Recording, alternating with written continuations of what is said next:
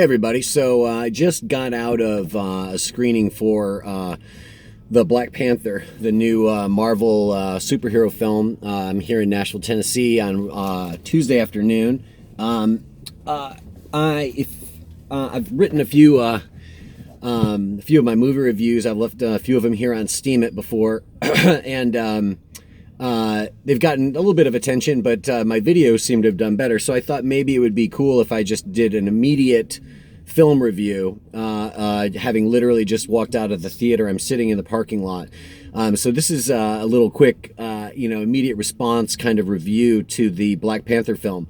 Black Panther is directed by Ryan Coogler, who also directed Creed. Creed, of course, starred Michael B. Jordan as the son of the Apollo Creed of the Rocky films.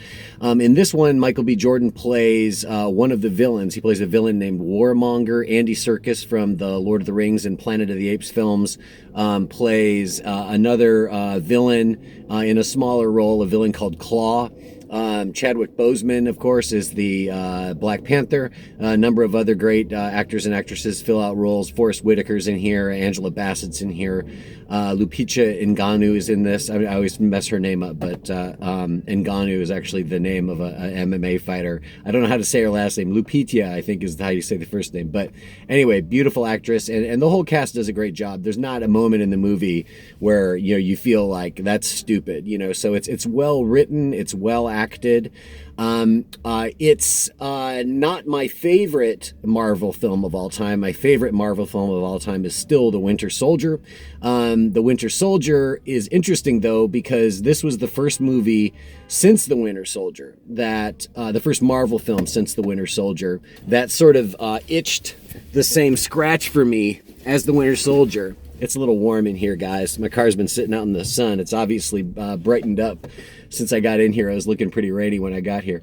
But it's the first Marvel movie since The Winter Soldier that really plays a lot with the idea of espionage. At times, it almost feels like a James Bond film. Chadwick Boseman, the Black Panther, also Prince T'Challa. It has a sister in this movie who's like a tech whiz, and she's very much the cue to his James Bond. It feels very James Bondy in certain moments. There's literally, like a showdown in a casino. I mean, there's so many things in this movie that remind me of like classic spy flick, tropes. But of course, it's also, a superhero action film. Lots of fighting, lots of chases, big, huge car explosions, all really well handled. It's interesting. It's in some ways, this is a lot different than a movie like Creed, for instance. That's really much more of a character-driven thing and with some boxing action thrown in. But there are moments in Creed, for instance, when there's a scene where he's got all these motorcyclists, sort of running down the street and sort of this montage. I think it's sort of like the moment where, if I remember correctly, he's almost sort of throwing back to the scenes of Rocky running down the streets of Philadelphia.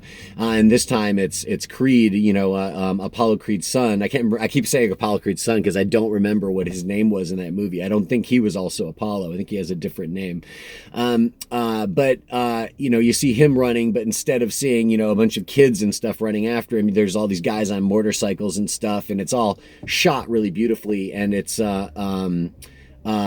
like slow motion, and it shows the ability to film action beyond filming, like a fight sequence, for instance, much larger scale, sort of street level, choreography of cameras and objects and, moving vehicles and people and it doesn't surprise me that he was able to handle a movie at this scale, and he, I know that those aren't the only two movies he's made, but I'm having trouble recalling what else he's done. But I do think this is the first like big action, they don't get much bigger than these Marvel movies. You do these Marvel movies, you're pretty much as big as it gets. It really doesn't, if it gets much bigger, it's usually not as good as the Marvel movies, frankly. Which brings me to another point about this movie is that the reason why it's strong, like all the best Marvel Marvel movies is because it is a superhero action film, for sure, 100%. Absolutely. That's what you're going to see if you come see the Black Panther. But it's more than just that. It's also a movie about fathers and sons. It's a movie, I almost get emotional thinking about it a little bit, because there are really emotional moments in that film. But it is in many ways a movie about fathers and sons and about family in general, but more specifically about fathers and sons and about men. It's a very man-driven movie, even though there's a lot of women in it, and and there's believably, interestingly strong women characters, not just like. Nowadays we have a trope almost called the strong woman, the strong female character. That's obviously it's seen as some kind of requirement nowadays. And so people try to do that in these very awkward, bizarre ways. This is a movie that actually accomplishes it by doing the thing that is required when you want to write a strong female character. Mostly all you really got to do is write a real character for a woman to play. If you do that, really the power of the performance is what makes it strong. You know what I'm saying? And the power of the performance can only be there when the character is written well and when the actress is equipped to bring that character to life. So this movie is full of full characters. Even the most, this is one of the things Marvel gets right often, is even the most sort of cursory characters that will happen within the context of a comic book. In the context of these Marvel films, they fill those characters out in a way that makes them just a little bit more than that. Maybe they can't do a whole lot, but they do something, mostly, and I mostly feel like the Marvel movies that really work are the ones that sort of are able to bring this unexpected depth and breadth to the comic book. Comic books are inherently cinematic. There's a reason why people want to make comic books into film. But a comic book is not a film. And there are directors and there are storytellers within the comic genre in the movies nowadays, outside of Marvel especially, who think that if you just sort of transpose the imagery and the dialogue of the comic in front of the camera, then that will be the best. That will be the best. That's how you make the best comic book movie. But that's not really true, because if that was true, people would just line up at the theater and then they would walk, to the ticket taker and give them their ticket. Then they'd walk into the theater, and instead of it being dark, it would be bright in there. So you could walk up to the man who handed you the storyboard for the script, and then you'd go home, and that would be your experience of the movie. The storyboard is not the script. The comic cannot be the film. The film is something much more than just the pictures in front of your eyes. That's a big part of it, but it's more than that. It has to be more than that. And this is a movie that does that. This is a movie that brings in all of this spy play stuff, which is fascinating. I love that in films. I love, intrigue, spy, international sort of, thrillerish kind of elements in a movie. And this has plenty of that. A lot of it. Pleasant amount for me. I really was happy with how much of that I saw in this movie. It also, like I say, it has all these sort of really deep, sometimes very moving elements of a family drama. It has some of the same feeling of a movie like The Godfather, really, that takes a genre film like a gangster movie and turns it into a movie that's about way more than that and way bigger than that, while still remaining that. It's really the great American way. I think in some ways there's a great tradition in American film of elevating genre fare into something higher. It's something we borrowed really from the French, and it really, our best period for that, and the best period of cinema in my mind, is really America in the 1970s, and Godfather's emblematic of American film in the 1970s. So this movie, in many ways, it's got that kind of those kind of elements and that kind of depth. It's not The Godfather, for instance, but it's certainly a very good movie, and it's certainly one of the top Marvel movies that I've seen. Definitely one of the best. That's sort of a lot about the aspects of what I like about the film, but let me just say a bit about the film in general. No spoilers involved here, but for anybody who is, not already anticipating seeing this movie and hasn't already looked into this or doesn't already know about this from reading the comics themselves, the Black Panther film is a movie about an African prince, right, who is, called upon to lead his people during a time of great cultural and social tribulation. And there's a number of challenges from within and without of his country. And there's a number of challenges, within its own family. This is a story in many ways about civil wars. I know this theme keeps coming up with the Marvel films, but there's a bit of a civil war here.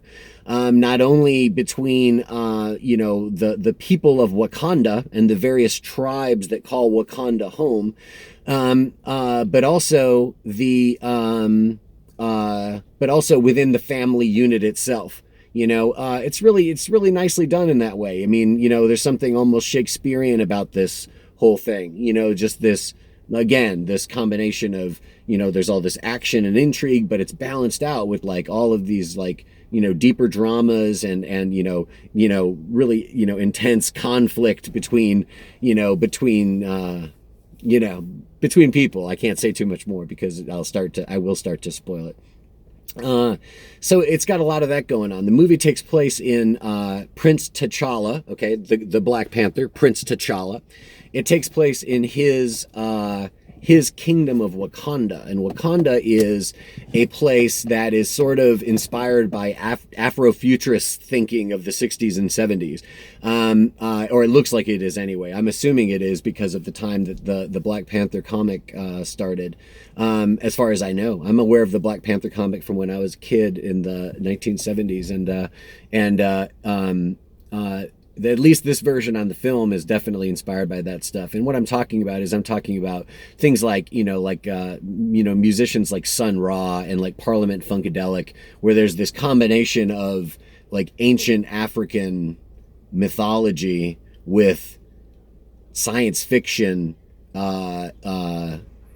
costuming, and those ideas also speak back to, fables and legends about the idea that, like in a place like Egypt, for instance, that in Egypt, there was long before the ancient Egypt that we know about, there was an even more ancient civilization that was actually, incredibly advanced, even by our standards. We would look at them. I mean, basically, this ties into ideas that like, oh, aliens built the pyramids, and some people would say no. Our ancestors built the pyramids, but they were way beyond where we are now, and it really, those myths are scoffed at because they interfere with our understanding of, this sort of linear, progress of man. We don't want to admit or believe that it could be possible that somebody could be more advanced than we have become as we talk to each other on our video phones, over the internet, on Steemit. So what could possibly be better than that? So it's an interesting universe that the story takes place in, and Wakanda is basically, it's such a special place because of the fact that Wakanda was the site of a meteorite made of vibranium, that crashed in Africa, right? And when it did, it not only is the vibranium the strongest material in the world, in the universe, but it also affected the sort of plant life and things around it. And a whole shamanic tradition has developed out of the ingesting of the vibranium and the sort of supernatural powers that it can bring on. And it's very trippy, very good. I mean, it's probably this... Well, the Ragnarok movie is pretty good too at moments, and the Thor movies in general have an element of this. But it's probably the second trippiest Marvel film next to Doctor Strange. You know, Doctor Strange is like the whole thing's a head trip, but this has its moments. You know, it's sort of violet tinged psilocybin reverie moments. You know what I'm saying? So it's got a trippy element to it that's very nice, and an interesting, you know, shamanic storytelling, with an African flavor, of course, type of thing. There's some interesting references, you know, at least to my eye, there was interesting references to the Cat People film, which is kind of funny for a movie like Black Panther to sort of point at the Cat People movie.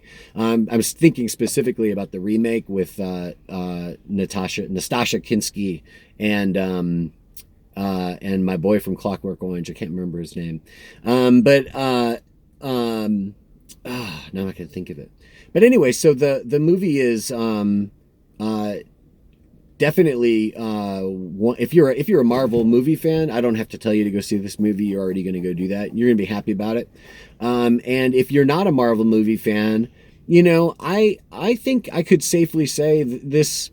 You know, if you're possibly an action movie fan, I think that there's enough here for you to enjoy an action film that's not dumb. You know what I mean? It's definitely a smartly made movie, but with great action, and that, you know, it's not so much, you know, men in tights, silly comic book goings on.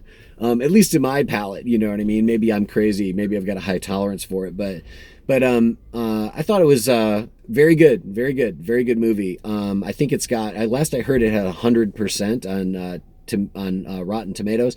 I would not say this is a 100% movie for me. This definitely isn't a 100% movie.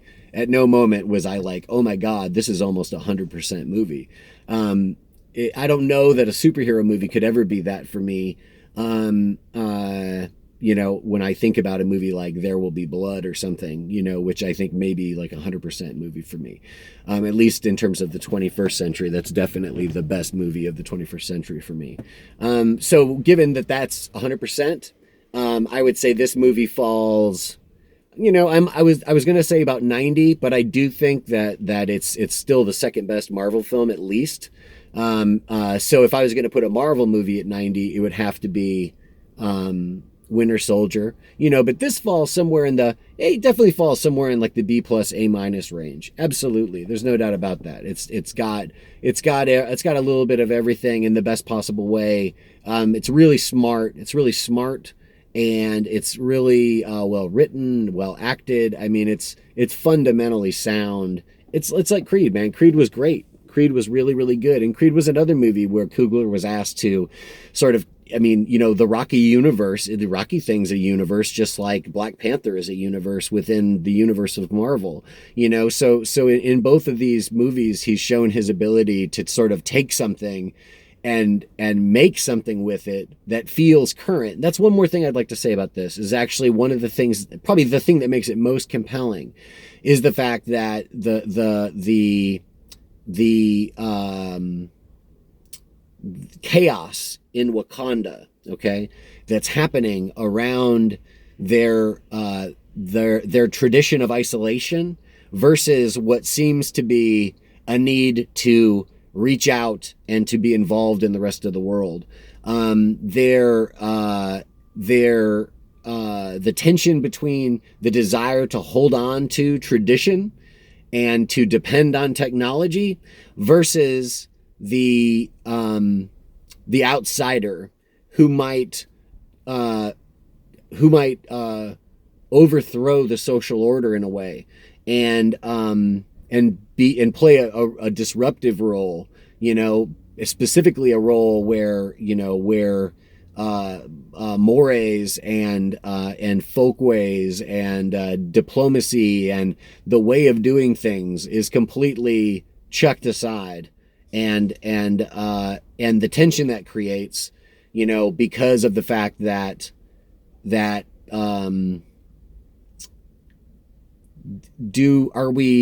it gets into a lot of the same things we're dealing with in terms of the federal government in America right now, is what I'm saying, what I'm trying to get at. It really gets at, you know, what what is important. You know, is the rule of law important? Is the rule of law not important? Is when you know, is your loyalty to the throne, or is your loyalty to the nation, or is your loyalty to the king, or is your loyalty to your family? You know, it really hits on a lot of that stuff that a lot of us are thinking about right now. And you know, there's a lot of people who you know, who there's just a lot of chaos, man. There's a lot of chaos in our social order right now, and in our political understanding of the world. And I feel like, you know, this movie addresses that, and not in a way that I felt was ponderous or very self-conscious, just in a way that it helped the movie to feel very current. You know, it just made it feel very current and complex enough so that it was believable to somebody in 2018. You know, politics have always been complex, but I think that nowadays, if you're trying to, you know, create any kind of realistic political tension in a fiction movie, you know, the bar is pretty high because of reality. You know, our understanding of the experience of complex politics, it's, you know, I mean, we're swimming in it right now, you know? So, you know, if you're going to go with something like that, if that's going to be one of the themes of your film, you know, I think it's very much a plus that he was able to capture a lot of the spirit that we're feeling right now in this country. I thought it was very well done. Very well done. Very smart, man. Just super smart. It makes me I can't wait to see Creed. I think this Creed 2 is actually coming out in the later part of the year. I think it's coming out like for the holidays this year. And that'll be great. That'll be great. Thanksgiving and see Creed 2. That's going to be fantastic. But in the meantime, I would definitely recommend seeing the Black Panther film. It's going to open most places in the country. I think it opens wide on probably Thursday, actually. So today's Tuesday, so probably Thursday night it'll probably start screening. But definitely this is opening weekend for it. So I was happy to come here and to see this early preview. For those of you who don't know, I'm a writer in Nashville, Tennessee. And in addition to the songwriting and the music that I do, also to be found here on Steemit, I also write a movie column for a newspaper here in town called The Contributor. I also contribute writing about music to our alternative weekly, The Nashville Scene. Writing about film to our alternative weekly called The Nashville Scene, and also to sites like burnaway.org, which is an arts website based out of Atlanta, Georgia. And also on my own blog, joenolan.com/blog. Some of that content from there ends up over here on Steemit. Some of the content from here ends up over there. So let me know if you guys enjoyed this review. I'm glad I got to share it with you a few days early so I can help you, think about whether you wanted to see the movie or not. And I hope you guys, if you guys like this kind of review better than written movie reviews, let me know and I'll do more of these instead. It's really fun just to talk about it immediately after. Usually it takes me a little bit of time to, actually get around to writing up a film after I see it. Sometimes that's good to have a little extra time to think about it and to develop some ideas. But sometimes I think it's better to just start talking about it. I mean, I really feel like with a movie like this, it's really kind of a good one to, just to reflect on immediately. So anyway, thanks so much, you guys. Have a great afternoon. Bye.